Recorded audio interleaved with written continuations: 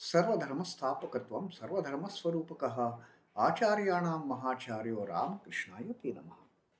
O establisher of all the faiths, embodiment of all the religions, the greatest teacher among all the teachers, O Sri Ramakrishna, my salutations to you. Namaste, Pranam. The followers of path, the path of knowledge, the Pundits, the so-called Jnana Yogis, they can never understand the fineness of the path of devotion.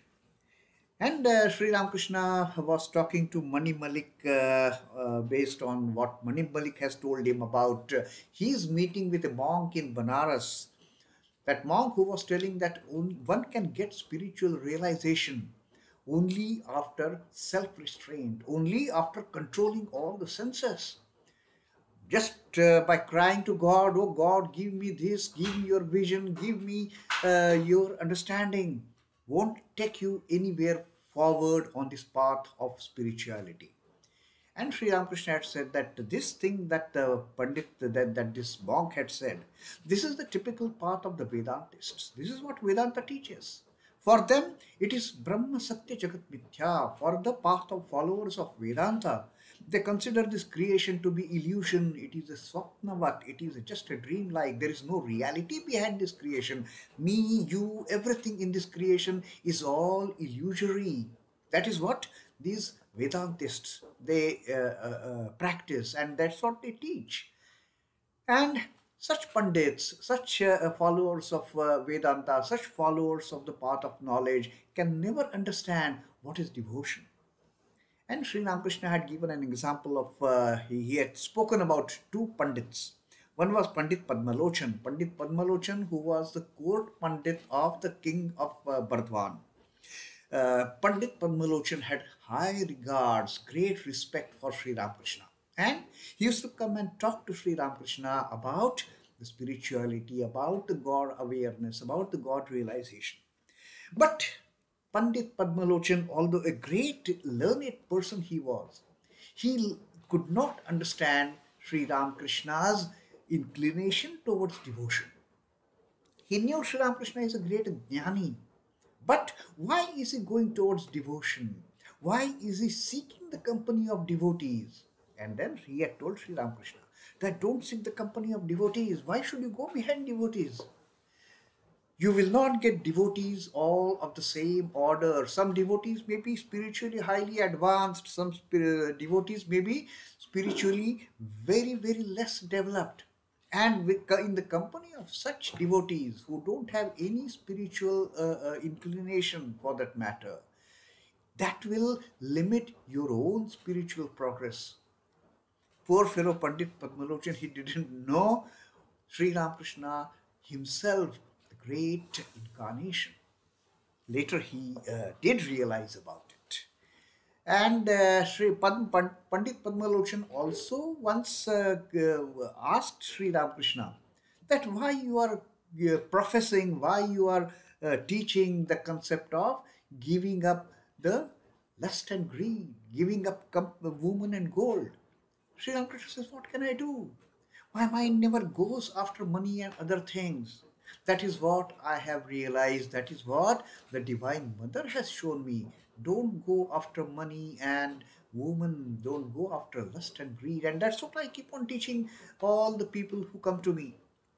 So that was the one instance of Pandit Padmalochan that Sri Ramakrishna had described. Although a man of great wisdom, he lacked understanding of that path of devotion. And then he spoke about another Pandit, a great Pandit who was quite vain, who was tremendously vain, and he never believed, he never supported, he never understood that the God can be there, exist in so many different forms. He was an Advaitist. He never realized, he never understood, he never accepted that God can be there, God can exist in so many different forms.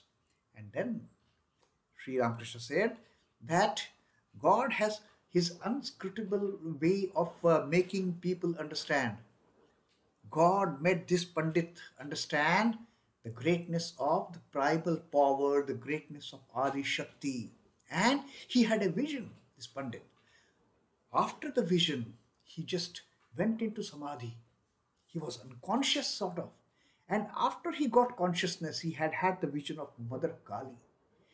He was so much influenced by that vision of Ma Kali that after he started gaining consciousness, he could not even utter the word Kali.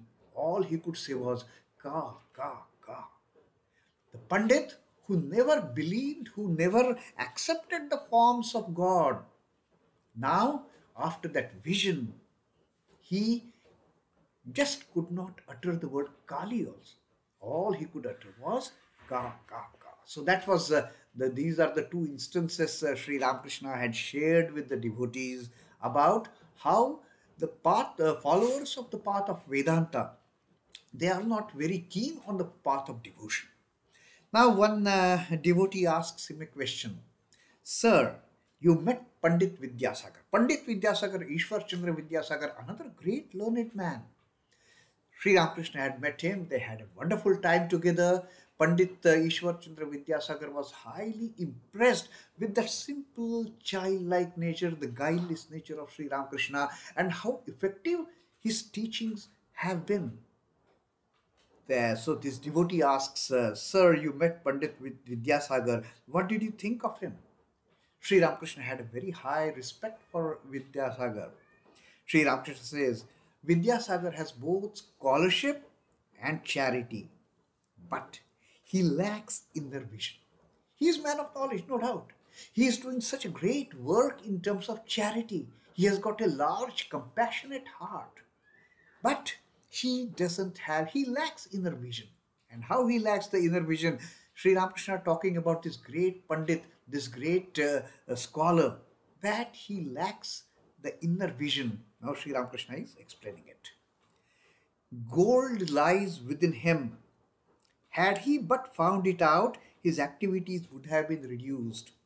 Finally, they would have stopped altogether. Sri Ramakrishna said, this person, Pandit Ishwar Chandra Vidyasagar, he doesn't know what lies within him. Gold lies within him. Had he realized what lies within him, had he realized that it is the Ishvara, it is the great Lord which is residing in his heart, he would not have been able to continue with his work. He would not have been able to continue with his scholarship of creating all those educational institutions and the charitable organizations. He would have just stopped working had he known what lies within him. He doesn't know that yet, Shreya. And therefore he is able to do all these things, all such great deeds that he are doing. His contribution to the field of education, his philanthropic activities, his charity, he is able to do because he doesn't have that inner vision. Had he but known that God resides in his heart, his mind would have been directed to God in thought and meditation. Had Pandit Ishwar Chandra Vidyasagar known that it is the Lord which resides in his heart, it is the Divine Mother who resides in his heart, he could not have been in a position to continue with all these great activities they are doing. Outwardly, these activities, yes, they are wonderful. They are for the benefit of the mankind, they are for the benefit of the downtrodden, they are for the benefit of needy. But had he known that God lies in his heart, he would not have been able to continue with these activities. So that indicates that he still doesn't have the inner vision, because he still thinks, I am doing it. It is my responsibility to take care of all these downtrodden people. He is able to do it. The moment he realizes that it is the God who is doing it, it is God who is getting these things done from him, he would have stopped all these activities and just contemplated and meditated upon God, and he would have been on a totally different path then. Some persons must perform selfless work a long time before they can practice dispassion and direct their minds to the spiritual ideal and at last absorb God. So people like Pandit Ishwar Chandra Vidyasagar, for a long, long time, they have to do all these great deeds. They have to do the work in the field of education. They have to do work in the field of charity. They have to do all these great works as a philanthropy before they can realize, oh, this is not my real fort. This is not my real work for which I have come. And later, at a later stage, they realize, I have to spend time only on attaining that liberation, attaining that enlightenment, and their lives then turn Godward after spending long time in doing all these great deeds. So Sri Ramakrishna says he lacks that inner vision. Let him carry on with his works, great works that he is doing. A stage will come when he will suddenly find interest in getting to know what that inner vision is, getting to know what lies within me, and then all these activities will stop. The activities that Vidyasagar is engaged in are good. Sri Ramakrishna says they are definitely of great nature. Charity is very noble. There is a great deal of difference between Daya and Maya. Now Sri Ramakrishna is differentiating between the two deeds of charity, so-called of doing good to other people. Sri Ramakrishna says there is a great deal of difference between Daya, that is compassion, and Maya, that is attachment. This is a great teaching now Sri Ramakrishna is giving us, which he is explaining. What is the difference between Daya and Maya? Daya is good, but not Maya. Daya is towards others, and Maya is towards my own people. Maya is love for one's relatives, one's wife, children, brother, sister, nephew, father, mother, friends, society, my beings. So whatever great I do for all these, that comes under the category of Daya. But that comes under the category of Maya.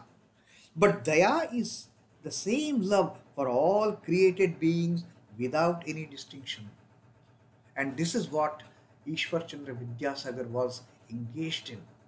He had got such a magnanimous heart. He was always for the working, for the helping others, all the creatures. It was not that just people known to him could get any kind of help from him. Any unknown person, anybody in need, his heart would just give away whatever that person wanted. Pandit Ishwar Chandra Vidyasagar's heart was filled with Daya, not with Maya. What normal, ordinary householders do to help their relatives, to help their family members, to help their friends, all comes under the category of Daya. That is me and mine. I will help all those who I feel they belong to me. But Daya has got a much broader concept.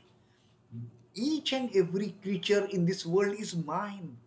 That is the feeling of the person who is engaged in Daya. Not just my family members or my friends or my society. But Daya is the same love for all created beings without any distinction. And this is where Sri Ramakrishna says that Pandit Ishwar Chandra Vidyasagar excels in his great work. Sri Ramakrishna is always praising, he is always respectful of the great charitable deeds that Pandit Ishwar Chandra Vidyasagar is doing. And he has put Pandit Ishwar Chandra Vidyasagar's charitable deeds, his philanthropic deeds, his running the educational institutions under the category of Daya and not as Maya, because it has got a much wider influence.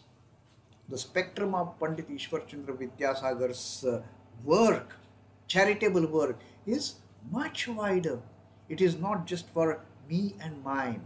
It is for all the creatures of the universe. And that's why Sri Ramakrishna has great regards for Pandit Ishwar Chandra Vidyasagar, although he lacks the sense of inner vision. The moment his inner vision blooms, his all these activities will start coming down and down and down. But till such time, he has to perform all these tasks with the heart of Daya in him. Om Namah Shri Bhagavate Ramakrishnaya. Sri Ramakrishna Arpanamastu. Jai Thakur, Jai Ma, Jai Swami.